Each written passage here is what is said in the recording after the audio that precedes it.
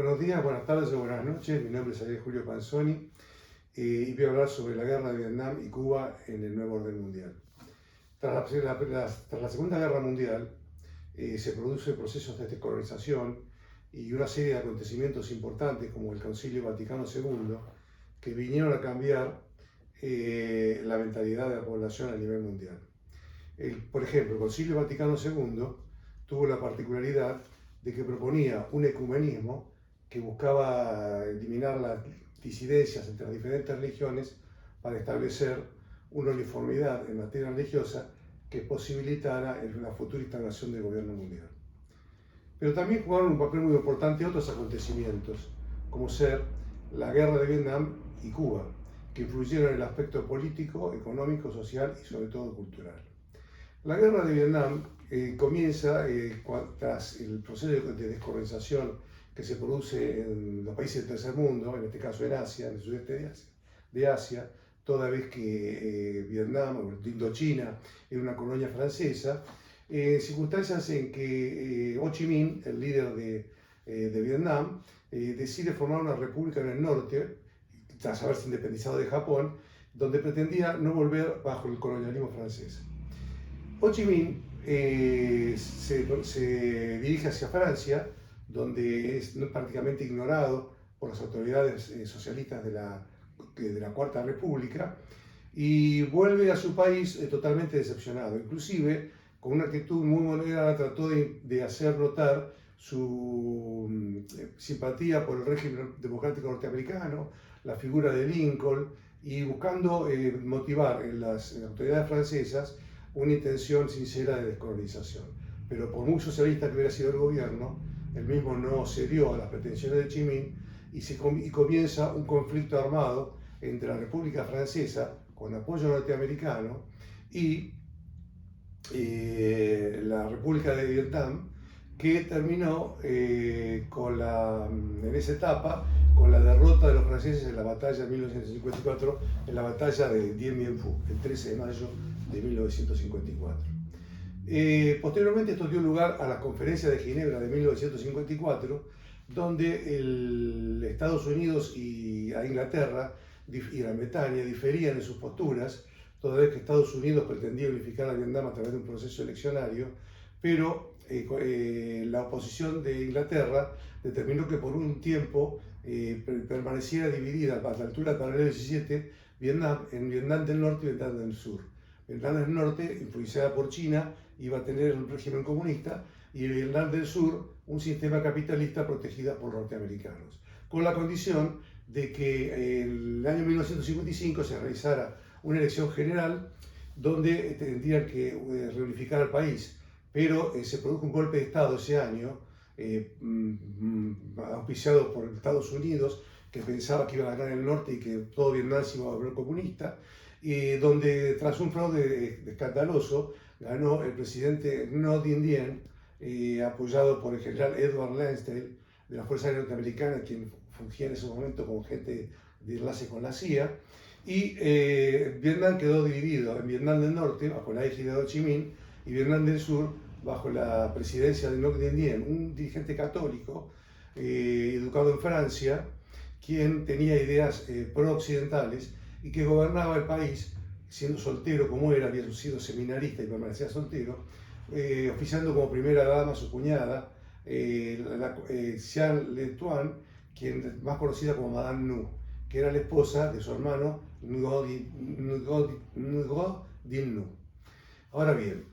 en esta situación inestable, Vietnam del Norte comenzó a promover guerrillas llamadas Viet Minh en el sur del país, generando una suerte de guerra civil, lo que determinara la intervención norteamericana, sobre todo en la etapa de Dwight Eisenhower, que sin embargo dejó la situación sin resolver. Con la llegada a la presidencia de John Fitzgerald Kennedy, la situación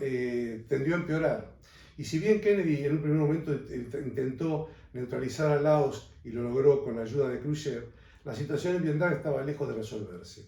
Ya de su etapa de senador, Kennedy había sostenido que la guerra de Vietnam era una guerra ajena a los intereses de su país, que era la guerra de ellos, de los vietnamitas, y que ellos la debían sustentar. Motivo por el cual, si bien aportó asesores militares, se resistió a enviar tropas y dejó la situación en manos de Diem, quien implementó una estrategia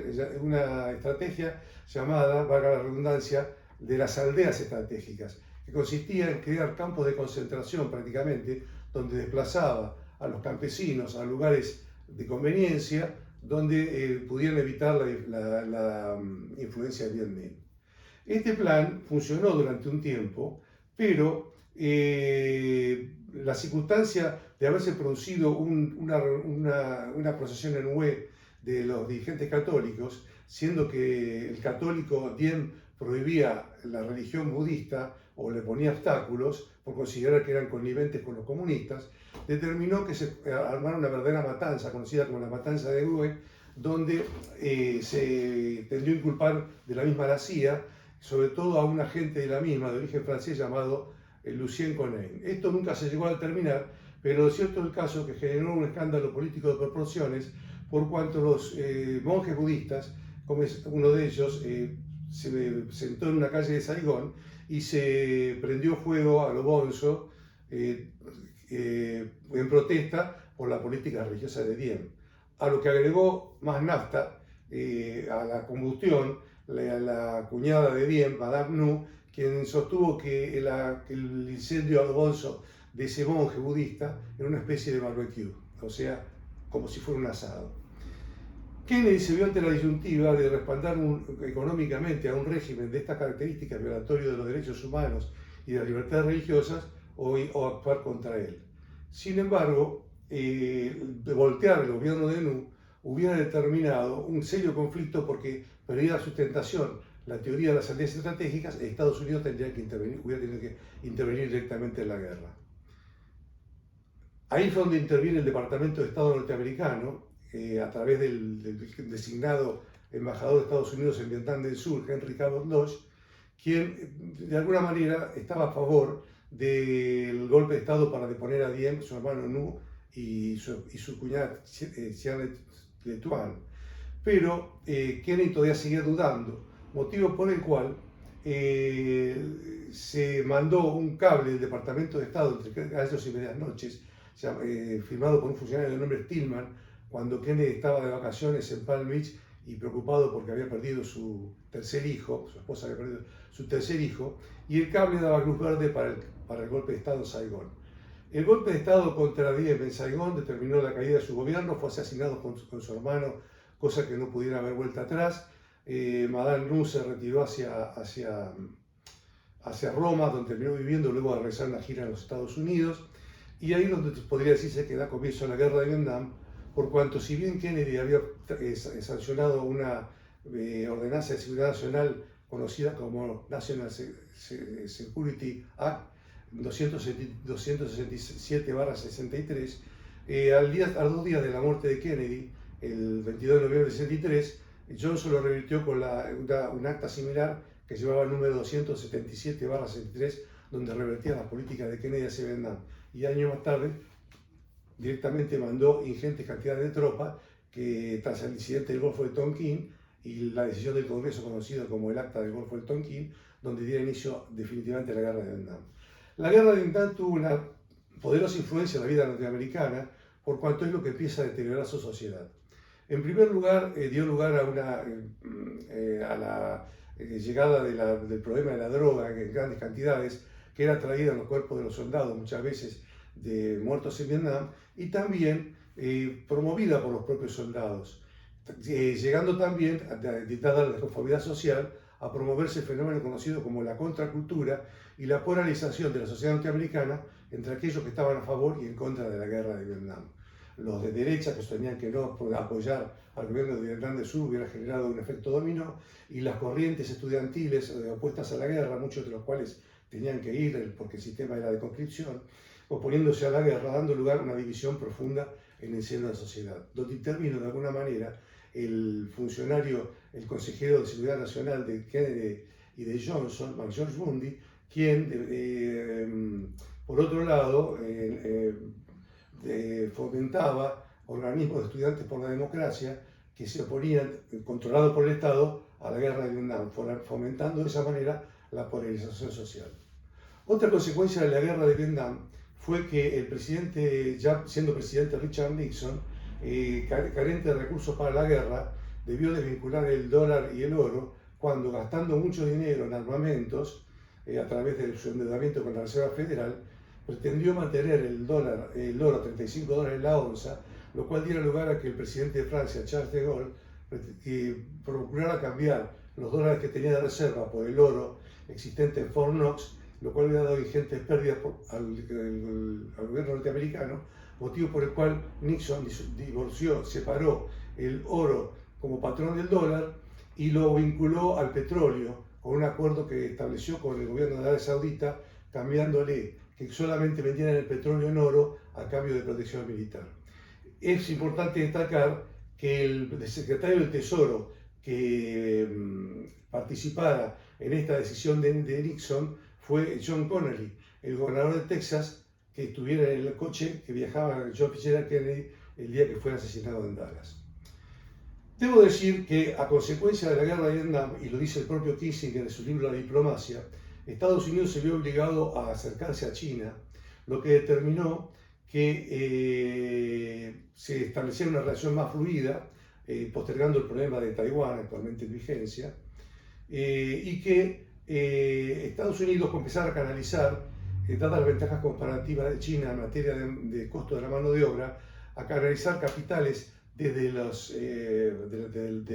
territorio norteamericano hacia el territorio chino, dando lugar a un vaciamiento económico y a un proceso de desindustrialización que comienza, sin embargo, primero a instancias de la Comisión Trilateral, creada por David Rockefeller, que unía a Estados Unidos, Europa y Japón, intentando un experimento en Japón, donde Japón producía bienes industriales de paz, Estados Unidos producía bienes de guerra, y tenía lugar una balanza comercial harto desfavorable entre Estados Unidos y Japón. Tras este experimento, que comenzó con Jimmy Carter y continuó con Ronald Reagan, finalmente con George John Herbert Walter Bush, el 41 presidente de Estados Unidos, se profundizó la relación comercial entre China y Estados Unidos y dio lugar a que el intercambio comercial fuera mucho más deficitario en favor de China y contra Estados Unidos, sobre todo después de la devaluación del yuan. Circunstancia que no se vio alterada ni siquiera por la masacre de la Plaza Tiananmen, que si bien fue muy grave porque provocó 30.000 muertos entre los estudiantes que reclamaban de la democratización del sistema en una semana, ante las pérdidas económicas que hubiera producido una sanción a China y a pesar de los reclamos de los organismos de derechos humanos, George Bush, padre, miró para otro lado y hizo de cuenta que nada hubiera pasado. Es decir, que como consecuencia de la guerra de Vietnam, tenemos que Estados Unidos sale con un país afectado tremendamente por el problema del narcotráfico, con una polarización muy grande social de tipo ideológico que se ha profundizado hasta el día de hoy, y con una desindustrialización que agravó los problemas económicos y también agravó el problema de la polarización, toda vez que la forma en que Estados Unidos se había manejado como república antes de transformarse en un imperio era radicando los capitales en su propio país y que los empresarios renunciaran a parte de la plusvalía de modo de mantener la convivencia social, evitando lo que Platón llama en su libro La República las dos ciudades, es decir, que cuando se produce una gran desigualdad social, producto de una mala distribución, la ciudad se desintegra para transformarse en dos. Eso es lo que le ocurrió a Estados Unidos, que además, con la agravante del problema de la droga, se comenzó a desintegrar como sociedad. Ahora bien, analizado el problema de Vietnam, vamos a analizar el problema de Cuba, que pareciera ser muy similar. El problema de Cuba arranca cuando Fidel Castro Ruz le da el golpe militar al gobierno de Batista, gobierno pro-norteamericano. Curiosamente, los padres de Batista y de Fidel Castro habían sido los dos empleados de la United Fruit Company, por lo que se supone que entre ambos había un conocimiento estrecho. Fidel Castro, y debo decir que la United Fruit Company es una entidad empresarial que se la consideró relacionada con la Compañía de Jesús, es decir, con la Orden Jesuítica. Justamente Fidel Castro fue educado por los jesuitas en el colegio de La Salle y terminó la preparatoria de Dolores antes de ingresar, también jesuítica, antes de ingresar a la Universidad de La Habana, donde saliera egresado como abogado. Su maestro, él en su libro Bibliografía a dos voces con José Ignacio Ramonet, reconoce haber sido educado con los jesuitas, lo mismo con Frei Beto, pondera su disciplina, dice que le dieron una gran formación, sobre todo en el plano militar, y también hace referencia a que su tutor en la misma, el sacerdote que se ocupaba de su persona, había dicho que Fidel Castro estaba para las grandes cosas, no para las cosas pequeñas, con lo cual se avisoraba que la Compañía de Jesús lo tenía consignado como una promesa en el aspecto político de devenir. Fidel Castro se casa con una mujer de la oligarquía o la aristocracia cubana, Marta Díaz Vialet, y se va a vivir a Estados Unidos, donde pasa la luna de miel, pero previo a eso había estudiado, como dije, en la Universidad de La Habana, donde participó seriamente en el activismo estudiantil. En este cometido, durante esta etapa, es cuando tiene lugar su participación en el denominado Bogotazo, producido en la ciudad de la capital de Colombia en el 9 de abril de 1948. Al respecto de esto, cabe consignar que Fidel Castro viajó a Colombia financiado por el gobierno de Juan Domingo Perón, el gobierno argentino de Juan Domingo Perón, quien comisionó al senador Diego Luis Molinari a que le llevara el dinero para poder financiar su viaje. Y que en el mismo, Fidel Castro tenía como objeto encabezar una protesta de estudiantes imperialistas frente a la 9ª Conferencia de Cancilleres de América, o la 9ª Conferencia Panamericana de Cancilleres, presidida por el secretario de Estado norteamericano George Marshall, el mismo que rescatara y produjera la reconstrucción de Europa Occidental tras la Segunda Guerra Mundial, secretario de Estado de este caso de Truman, de Harry S. Truman, quien, frente al cual se plantó Fidel Castro con sus protestas estudiantiles, siendo que en ese cometido y entre otros objetivos tenía el de entrevistarse Castro con el político cubano colombiano liberal Jorge Eliezer Gaitán. Quien era el candidato más probable para ganar las elecciones que iban a tener lugar en Colombia en 1950, en 1949, después se realizó en 1950 justamente debido a su muerte, se postergaron un año, había quedado en entrevistarse con Fidel Castro, en su agenda figura anotado a las 14:30 del día 9 de abril. Circunstancias en que es asesinado por un individuo llamado Juan Roa Sierra, con la clásica teoría del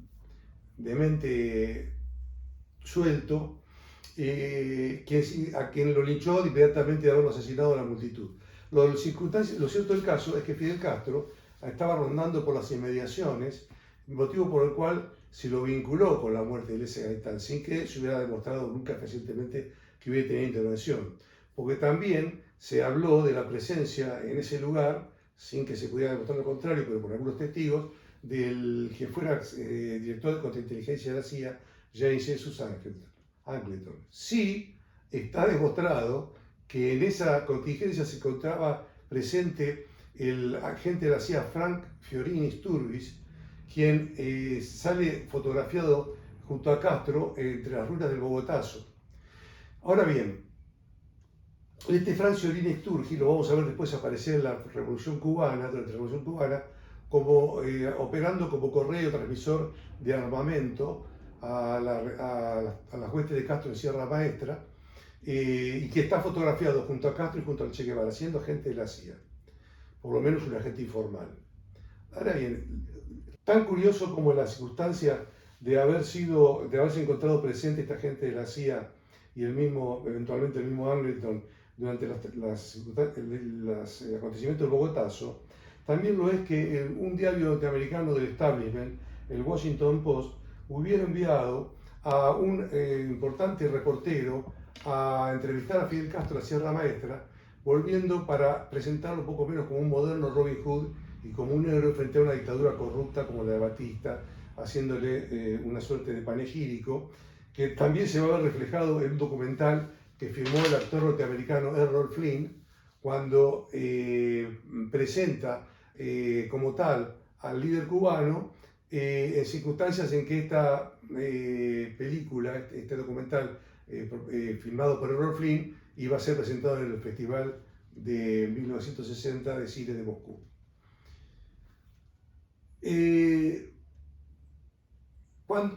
Cuando Fidel Castro se encontraba en el trance del Bogotazo, se cerró la ciudad como consecuencia de los daños que se habían producido, motivo por el cual Fidel Castro se veía imposibilitado de huir. Pero le fue facilitado este hecho a través de un auto de la embajada argentina en Bogotá, Colombia, que con inmunidad diplomática lo puso en manos de las autoridades norteamericanas de la embajada norteamericana en Colombia, dos funcionarios conocidos como Roy Richard Rubotton y William Whelan,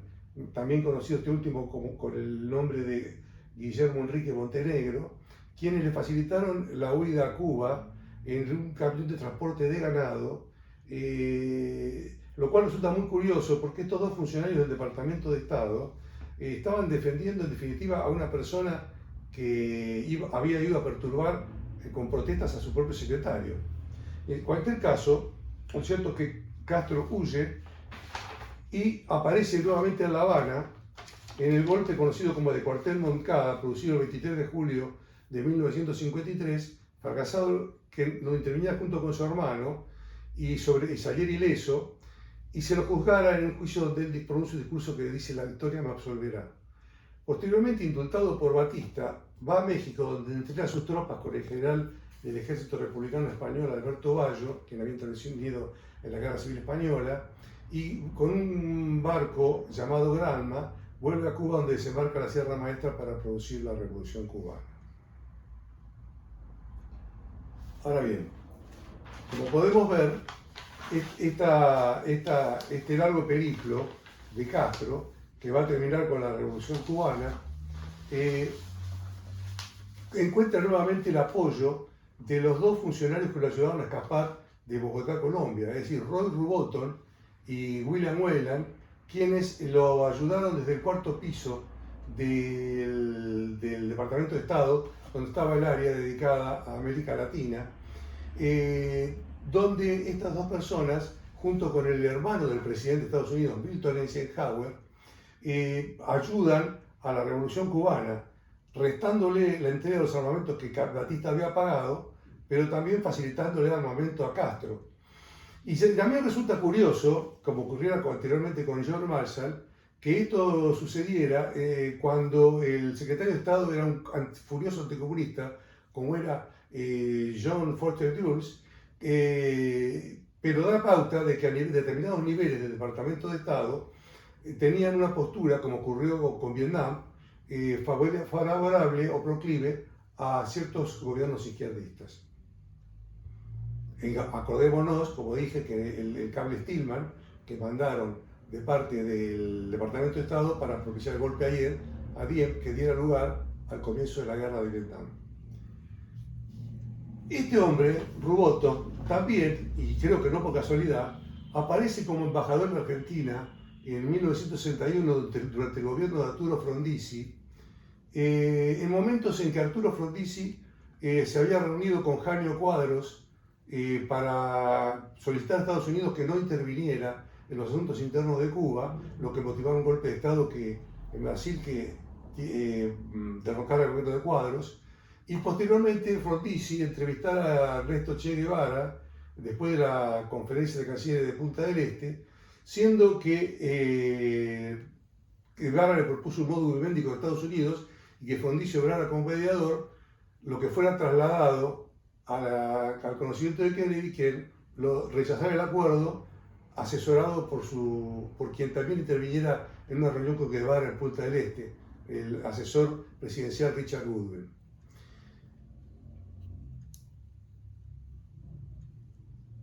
Para ver lo relativo que es todo y la forma que se nos ha mal informado muchas veces,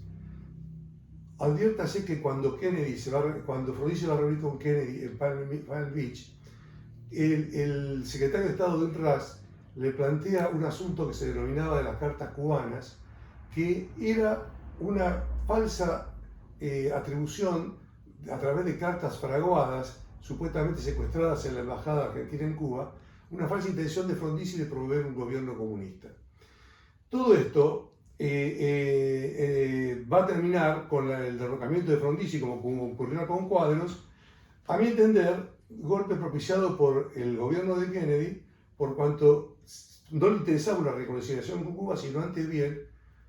una situación de hostilidad. Lo que fuera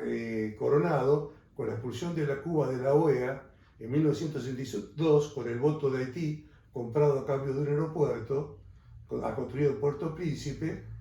al mismo tiempo en que se le provocaba un férreo bloqueo comercial. Es curioso, hablando de la intervención del gobierno de Perón en el Bogotazo y de la financiación de Fidel Castro en ese viaje, que el agente de la CIA que fuera culpado del asesinato de Kennedy, el único llevado a juicio, Clay Shaw, en 1951 hubiera producido un memorándum para el Departamento de Estado que fuera desclasificado, en el cual dijese que había viajado por América Latina fungiendo como empresario y que había llegado hasta la Argentina de Juan Domingo Perón, donde se había entrevistado con Juan Pistarini, el general Juan Pistarini, que era ministro de Obras Públicas de Juan Domingo Perón, quien construyó el aeropuerto de Ezeiza, y que el ejército lo sostenía a Perón porque Pistarini le daba apoyo, según él lo escribe en su memorándum, que Perón y Eva Perón tenían desavenencias políticas porque cada uno formaba su propio grupo, y que él había viajado por América Latina entrevistándose con distintos ministros de educación, fomentando intercambios estudiantiles. Entonces uno cabe preguntarse qué tenía que hacer un empresario, por muy agente de la CIA que fuera, un empresario comercial, entrevistándose con los ministros de educación de América Latina y promoviendo intercambios estudiantiles. Y se me ocurre establecer una relación con las gestiones de la Confederación de Estudiantes Democráticos de George Bundy, que produjeron la polarización en los Estados Unidos desde Frente Estudiantil contra la guerra de Vietnam. Este Clay Shaw era una persona que no solamente produce este memorándum, sino que pertenecía a una organización que se llamaba Permindex. Los intentos de asesinato contra Charles de Gaulle, producidos por la OAS, la Organización de la Armada Secreta, una organización de militares resentidos contra de Gaulle por el apoyo que le había dado a Argelia en su independencia, donde los militares franceses habían luchado declaradamente. También aparece Permindex relacionada con los intentos de asesinato de Kennedy a través del propio Clay Shaw, quien se hubiera vinculado en Nueva Orleans no solamente con Lee Harvey Oswald, sino con David Ferrie y Guy Bannister, un agente de la CIA, el Servicio de Inteligencia Naval y el FBI, todos ellos involucrados de alguna otra manera con el asesinato de John Fitzgerald Kennedy. Y este Shaw había pertenecido durante la Segunda Guerra Mundial al Estado Mayor de Dwight Eisenhower durante su campaña en Francia. Como pareciendo cerrar un círculo, Permindex, de acuerdo al escritor Jorge Guerra, Permindex fue la empresa que financió, Permindex por otra parte, que era una tapadera de la CIA, que era canalizadora de fondos para operaciones encubiertas para el pago de sicarios, algunos dicen que hasta de la droga. Permindex había sido la organización que había financiado el golpe de Estado de Fidel Castro en Cuba, mandándole los fondos a través del expresidente de ese país, el presidente Previo Batista, entre 1948 y 1952, Carlos Prío Socarrás, que falleciera en 1970 y que también perteneciera a Permindex. Es decir, que hay una relación circular entre todos estos organismos con Fidel Castro, quien también, no por casualidad, los tuvo con la familia Rockefeller, la cual tuvo con quien se entrevistara, especialmente con su dignatario David Rockefeller, antes, en 1956, de la Revolución Cubana, y después de 1959, cuando la Revolución Cubana triunfó. David Rockefeller y Nelson Rockefeller fueron laudatorios con Fidel Castro diciendo que este estaba realizando un gran trabajo. y David le dio alojamiento en su casa de Nueva York. Y no nos olvidemos la importancia que tuvo Nelson Rockefeller, quien fue 4 veces gobernador de Nueva York y vicepresidente de Estados Unidos durante la presidencia de Gerald Ford. También tuvo relación estrecha Fidel Castro, quien era caballero de Malta, con la Iglesia Católica. Si bien Juan XXIII en un principio lo excomulgó, Pablo VI, el que continuaba Juan XXIII, le quitó su aislamiento, de alguna manera lo sacó de su aislamiento, mandando a un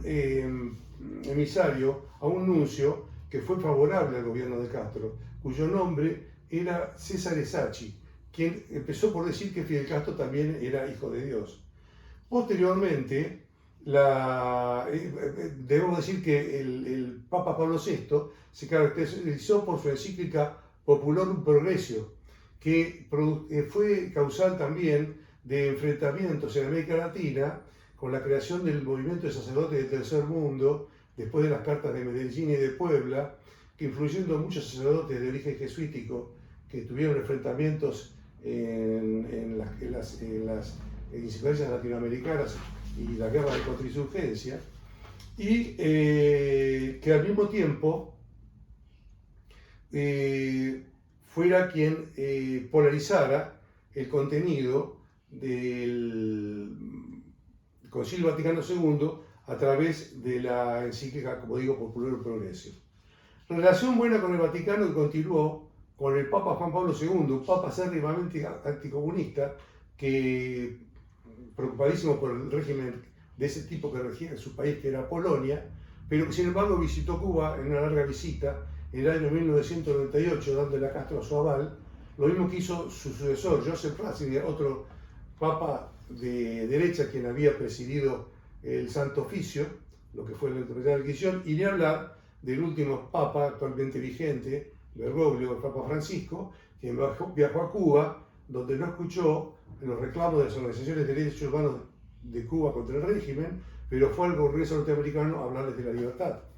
Siendo que también propició un acuerdo entre el gobierno de Barack Obama y el régimen de los Castro, que de haber ganado Hillary Clinton la presidencia hubiera terminado con el bloqueo comercial. Para concluir con este tema, al igual que ocurriera con Vietnam, la influencia de Castro tuvo, y de la Revolución cubana tuvo diversas incidencias en cuanto al nuevo orden mundial. En primer lugar, estableció una polarización de los países entre izquierdas y derechas, produciendo enfrentamientos que terminaron con golpes militares al ser derrotados los movimientos insurgentes, golpes militares que propiciaron dictaduras financieras, terrorismo de Estado y dictaduras financieras que trajeron como consecuencia un proceso de desindustrialización y de mayor polarización social. Por otra parte, el régimen de Fidel Castro generó,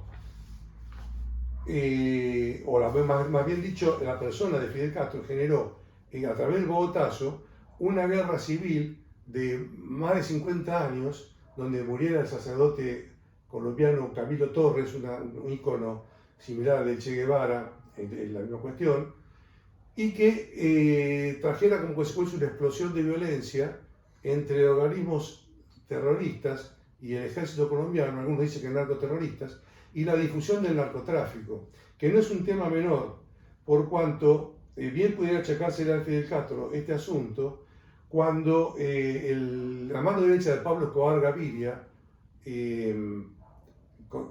John Jairo Vázquez Velázquez, conocido como Popeye, sostuvo que quien fuera su jefe en el cártel de Medellín había establecido una relación con Fidel Castro de tráfico de drogas, en virtud del cual la droga, la cocaína iba de Colombia a México y de México a Cuba, entrando en Estados Unidos por el Cayo Hueso. Esto también provocó un serio problema de drogas en los Estados Unidos y en el mundo, y a tal punto llegó esta situación que el propio Popeye dice que pretendían hasta hacer desembarcos de droga en submarino, ya no en submarinos de carácter artesanal, sino que le habían solicitado a Castro que le pidiera al gobierno de Rusia que prestaran submarinos para estos fines, a lo que el gobierno de Rusia no se prestó. Asimismo, dice que Fidel Castro, los Castro obtuvieron de esto alrededor de una ganancia de alrededor de 100 millones de dólares y que cuando se descubrió todo el asunto en Estados Unidos, entregó a quien fuera el héroe militar en Angola, el general Arnaldo Ochoa, a quien le hizo pagar todas las culpas junto con otros oficiales, también del ejército cubano, y que esto provocó que fuera sindicado el de Castro como un gobierno de narcotráfico. Lo cual también se ve corroborado por una persona de su seno interno, como fue su guardaespaldas, quien en su libro La vida secreta de Fidel Castro establece que él mismo era un empresario sumamente importante que obtenía ganancias siderales con sus empresas. De acuerdo a la revista Forbes, estaba entre los reyes, presidentes y reinas más ricos del mundo, entre los 10 más ricos del mundo, y que estando en circunstancias en que se desempeñaba como custodia de este, escuchó por un accidente de haber dejado prendido un micrófono una conversación de Castro con su ministro de Interior, José Abrantes, donde se reconocía abiertamente responsable de conducir el narcotráfico en Cuba. Todo esto terminó siendo una gran influencia, tanto como secuela de la guerra de Vietnam como de la Revolución Cubana, en lo que se terminó configurando como el nuevo orden mundial. Muchas gracias.